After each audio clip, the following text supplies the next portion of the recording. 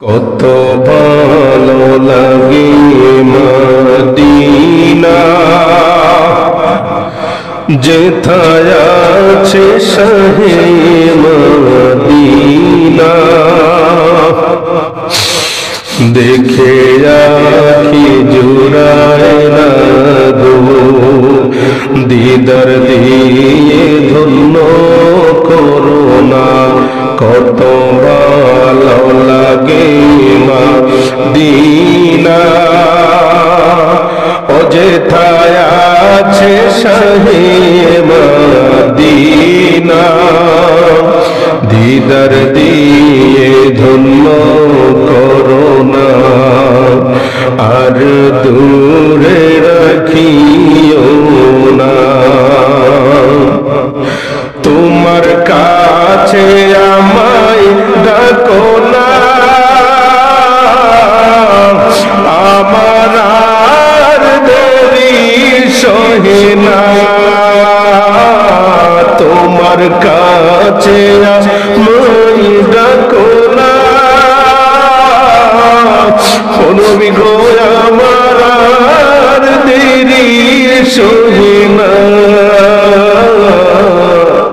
দিদার দাও গো শাহে মদিনা, আর দূরে রাখিও না। দিদার দাও গো শাহে মদিনা, আমার দূরে রাখিও না। বললেন কত ভালো লাগে মদিনা, ও যেথায় আছে শাহে মদিনা। দেখা দাও গো মদিনাওয়ালা, দিদার দিয়ে ধন্য করোনা। পড়েন না আল্লাহু আকবার, আরো জবানটা ছেড়ে পড়ি ইয়া রাসূলুল্লাহ। নবীজির জিয়ারত আমরা চাই কি চাই না? আরো আস্তে কোন চাই কি চাই না?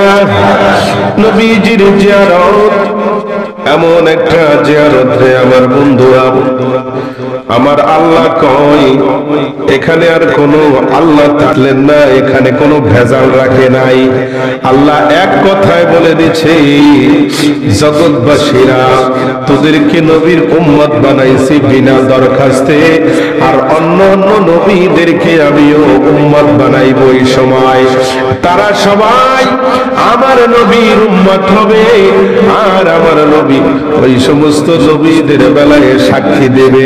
নবী যদি সাক্ষী দেয় তাহলে তারা নবী বলে গণ্য হবে, নবী যদি তাদের ব্যাপারে সাক্ষী না দেয় তাহলে তারা নবী বলে গণ্য হবে না। বন্ধু আজ বুঝতে পারছেন কিনা জানি না রে আমার বন্ধু। আল্লাহ কয়, আমি আবার ভেঙে দিচ্ছি, বোঝার চেষ্টা করেন রে আমার আব্বারা। আল্লাহ কয় দুনিয়ার মধ্যে যত নবী পাঠাইছি প্রত্যেকটা নবী দ্বীনের দায় নিয়ে জমিনের মধ্যে ঠিকভাবে দ্বীনের দাওয়াত পৌঁছাইছে কিনা তাদের উম্মতের কাছে, এইটা শুধু তার উম্মতরা বললে হবে না, যতক্ষণ পর্যন্ত আমার নবী তাদের ব্যাপারে সাক্ষী না দিবে যে হ্যাঁ আল্লাহ এই নবী দ্বীনের দাওয়াত পরিপূর্ণভাবে পৌঁছাইছে। আল্লাহ কয় ততক্ষণ পর্যন্ত আমি তাকে নবী বলবো না, যতক্ষণ পর্যন্ত আমার নবী তার ব্যাপারে সাক্ষী না দিবে। আরো জোরে কান।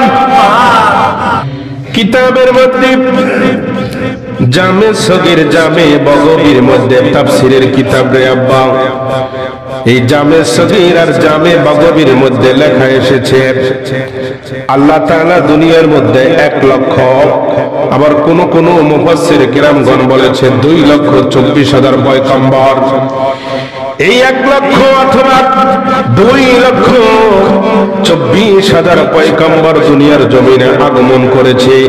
এটার প্রমাণ কি? জামে সগীর প্রমাণ করল রে বাবা। আমি নিজে সেই কিতাবখানায় এইমাত্র রুম থেকে দেখে এসেছি। জামে সগীর, জামে বগবির মধ্যে আল্লাহ তাআলা তার প্রমাণ দিচ্ছে কিভাবে। হযরতে নূহ আলাইহিস সালাতু ওয়াস সালামের নাম আপনারা অবশ্যই কম বেশি শুনেছেন, কথা বলেন ঠিক কি না? নূহ আলাইহিস সালাতু ওয়াস সালাম জমিনের মধ্যে এসেছিল রে আমার আব্বা। দুরূদ শরীফ আল্লাহুম্মা সাল্লি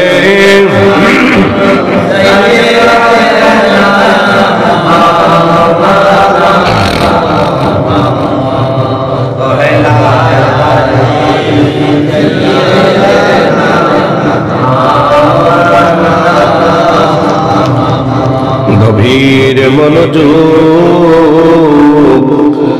আমার বন্ধুরা, আমার এলাকার বাবারা। হযরতে নূহ আলাইহিস সালাতু ওয়াস সালাম একদিন আল্লাহ তাআলা জিবরাইলের মাধ্যমে হযরতে নূহ নবীর কাছে পাঠিয়ে দিলেন একটা গাছের চারা। ও জিবরাইল, এই গাছের চারাটা নিয়ে নূহ নবীর কাছে দিবা আর বলবা বাইতুল মুকাদ্দাসের পাশে এই গাছের চারাটা যেন নূহ নবী সুন্দর করে লাগিয়ে দেয়। সুবহানাল্লাহ কোন। ফেরেশতা জিবরাইল আরো জানিয়ে দেবা নূহকে এই গাছটা 950 বছর পর্যন্ত জীবিত থাকবে। কয়শো? 950। জামে সগীরের কথা রে বাবা, তাফসীরের কিতাবের কথা আব্বা। 950 বছর পর্যন্ত এই গাছটা জমিনের মধ্যে লাগানো থাকবে। তুমি 9.5 বছর পরে এই গাছটা কাটবা। আব্বুরে, হযরতে নূহ আলাইহিস সালাতু ওয়াস সালাম জিবরাইলের কাছ থেকে গাছটা নিল, বাইতুল মুকাদ্দাসের পাশে গাছটা লাগিয়ে দিল। এই গাছটা 950 বছর পর্যন্ত জমিনের মধ্যে